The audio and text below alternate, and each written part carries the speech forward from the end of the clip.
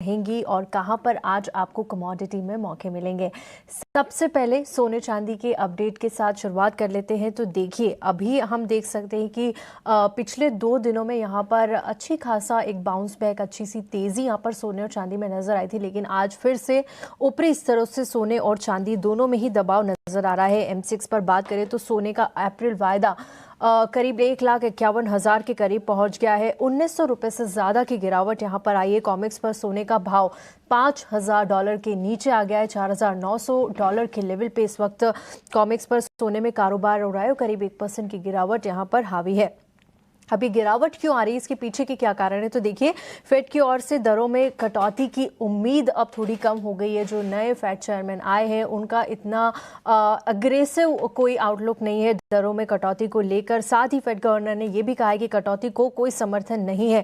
इसके अलावा जो एक और फैक्टर यहाँ पर काम कर रहा है वो जियोपॉलिटिकल टेंशन है। जिस तरह के डेवलपमेंट्स अब यूएस और ईरान के बीच में हो रहे हैं, फ्राइडे को एक बड़ी मीटिंग होने वाली है, उस पर भी नजरें रहेगी, जिसके चलते हम थोड़ी सी काफी ज्यादा वॉलेटिलिटी इस वक्त सोने और चांदी में देख रहे हैं।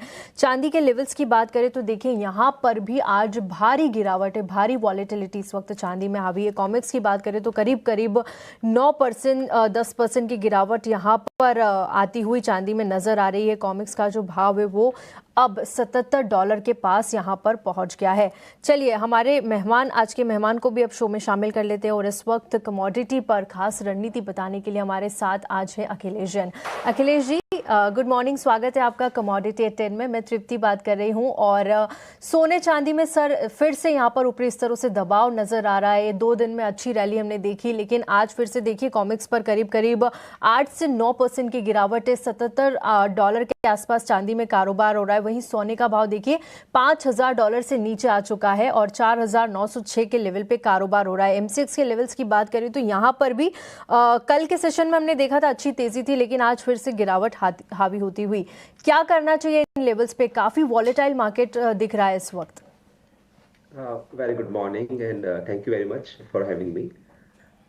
देखिए, जिस हिसाब से हम बहुत वॉलेटाइल मार्केट देख रहे हैं, इंट्राडे में ही जिस तरह की वॉलेटिलिटी देखने को मिल रही है और गैप अप गैप डाउन्स यहाँ पे हो रहे हैं, तो यस, ऐसा लग रहा है कि खासा इस तरह का उठा पटक आने वाले दिनों में यहाँ पे देखने को मिलेगा। अगर हम स्पेसिफिकली इकोनॉमिक एनवायरनमेंट की बात करें तो यस, अनसर्टेनिटी है और हालांकि थोड़ी क्लियरिटी भी आई है। जिस हिसाब से अभी यूएस ने इंडिया पे टैरिफ्स कम किए, तो उसका कहना का जो इम्पैक्ट था वो यहाँ पे देखने को मिला और मार्केट्स ने इस तरह से प्रीशियस को डिस्काउंट किया कि फर्दर यहाँ पे ईजिंग या टैरिफ्स को लेकर कुशनिंग मिलेगी आने वाले दिनों के अंदर। कल पीएमआई के डेटा भी थे जो काफी नेगेटिव थे गोल्ड एंड सिल्वर के लिए, और हमने आज मॉर्निंग में इस कारण से यहाँ पे गैप डाउन इवेंट देखा। मुझे लगता है कि यहाँ पे दो तरीके से गोल्ड और सिल्वर को देखना चाहिए। एक, अगर आप इन्वेस्टमेंट प्रोस्पेक्ट से देख रहे हैं तो यस, मुझे लगता है कि जैसे से चांदी 2 लाख के आसपास आएगी तो वहां पर एक इन्वेस्टमेंट का अच्छा मौका मिलेगा। मुझे लगता है कि 1,90 2 लाख के आसपास कहीं पे एक बार बेस यहाँ पे बनना चाहिए चांदी के अंदर। और यहाँ पे जो पाइवटल पॉइंट रहेगा वो 243 का रहेगा। M6 के अंदर अगर 243 के नीचे प्राइसेस जाते हैं तो मुझे लगता है कि यहाँ पे एक डीप सेलिंग प्रॉफिट बुकिंग और देखने को मिलेगी। हालांकि वो एक उपयुक्त समय रहेगा कि वहां पर बीइंग एन इन्वेस्टर आप ETF के थ्रू या फिजिकल के थ्रू 3 से 4 साल के लिए इन्वेस्टमेंट कर सकते हैं। स्पेसिफिकली इंट्राडे की बात करें और अगर 244 के नीचे प्राइस मिलते हैं तो वहां पर आप 243 के स्ट्रिक्ट स्टॉप लॉस से इंट्राडे के लिए खरीदारी कर सकते हैं। इवनिंग के अंदर अनएम्प्लॉयमेंट की डेटा एंड पेरोल्स की डेटा भी है, तो मुझे लगता है कि यहाँ पर एक पुल बैक देखने को मिलनी चाहिए। तो रिस्क रिवॉर्ड की दृष्टि से 244 के नीचे आता है तो सिल्वर वहां पे बाय कर सकते हैं, 243 का ऐसा रहेगा और इसका जो लक्ष्य है वो आप 265 के आसपास का देख सकते हैं। वहीं गोल्ड की बात करें तो गोल्ड मुझे कंफर्टेबली बेटर ही लग रहा है, बेटर प्लेस्ड है चांदी के, बिकॉज चांदी इज हाई बीटा कमोडिटी। अगर आपको डाइवर्सिफिकेशन के लिए भी गोल्ड देखना है तो मुझे लगता है कि यहाँ पे जिस तरह से करेक्शंस आ रहे हैं वहां पर लेके काम करना चाहिए। और बीइंग एन इन्वेस्टर आप 1.30 1.25 लेवल्स को बेस मानकर कि यहाँ तक अगर गोल्ड आता है तो आप उसको ग्रेजुअली डिप्स में बाय करेंगे, उस हिसाब से एक माइंडसेट बना के काम करना चाहिए। मुझे लगता है कि जैसे ही यहाँ पे टेम्पररी जो प्रॉफिट बुकिंग में फिसल आउट होगी तो वापस से हम एक अच्छी यहाँ पे रैलीज आते हुए देखेंगे दोनों ही काउंटर्स के अंदर। जी ठीक है, सोने और चांदी दोनों में ही एक पुल बैक आप आने वाले दिनों में आते हुए देखेंगे, लेकिन इंट्राडे के लिहाज से भी आपने यहाँ पर रणनीति सुझाई और लेवल्स भी बताए हैं। 1,97,000 का और 2,43,000 तक के लेवल्स यहाँ पर आप चांदी में देख रहे हैं। वही सोने की बात करें, अखिलेश जी, यहाँ पर आपने शॉर्ट करने की सलाह दी है क्या गोल्ड पर? हाँ, इंट्रा डे के हिसाब से आप यहाँ पर शॉर्ट कर सकते हैं। मुझे लगता है कि फॉलो अप रहना चाहिए। कल पीएमआई के डेटा थे जिसके बाद दोनों के अंदर ही एक बिकवाली देखने को मिली। तो मुझे लगता है ऊपरी स्तरों पर अराउंड 1,53,500-600 के आसपास मिलता है इंट्राडे। तो आप शेल कर सकते हैं 1,55,800 का ऐसा रखें और 1,47,500 की टारगेट आप देख सकते हैं गोल्ड के अंदर। जी 1,53,700 के लेवल्स के आसपास आप शॉर्ट कर सकते हैं। 1,55,800 का एक एसएल लगाइए और टारगेट्स के लिए 1,47,500। तो यहाँ पर शॉर्ट की सलाह सोने पर।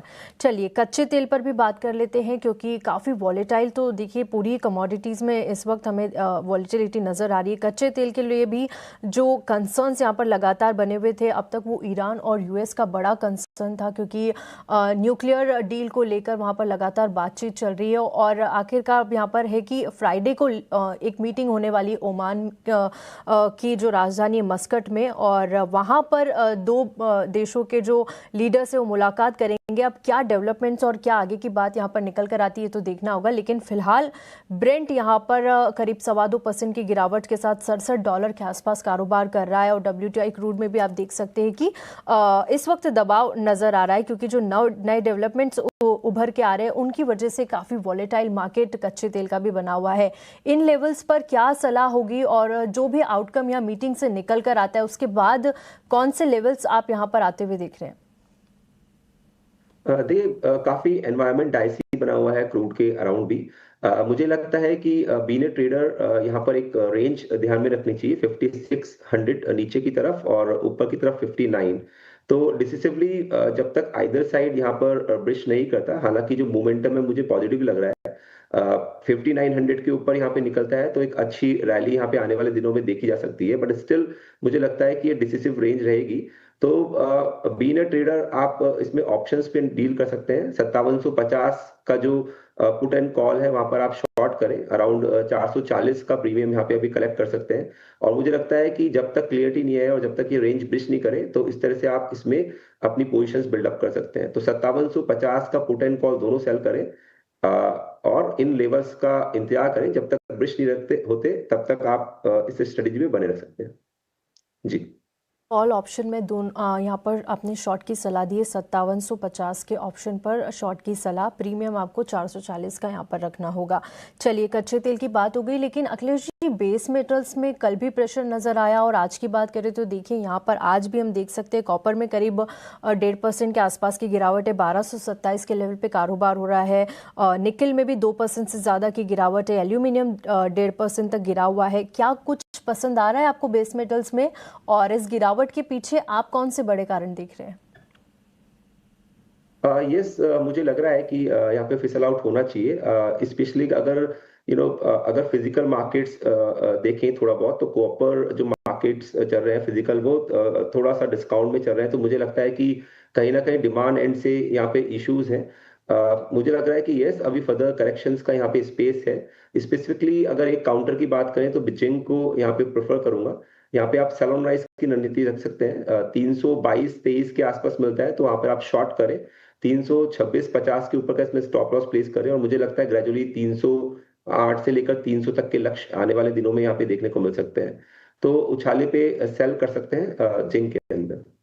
जी अब कोई उछाल आने पर जिंक में शॉर्ट की सलाह यहाँ पर अखिलेश जी सुझा रहे हैं। लास्ट अखिलेश जी, एनजी पर आपसे सलाह चाहिए। नेचुरल गैस में भी हमने एक अच्छा बाउंस बैक देखा, लेकिन उसके बाद से लगातार एक प्रेशर नजर आ रहा है। जिस तरह से हम लगातार बात करें कि सारी ही कमोडिटीज काफी वॉलेटाइल है और वही इम्पैक्ट हम नेचुरल गैस में भी आता हुआ देख रहे हैं। क्या कोई कॉल यहाँ पर आपको दिख रही है इंट्राडे के लिहाज से?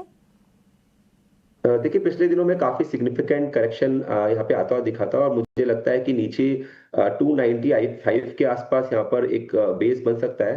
तो यहाँ पर बाय ऑन डिप्स की रणनीति रखनी चाहिए। करंट मार्केट से लेकर 300 तक के भाव मिलते हैं तो वहां पर बाय करके काम करें।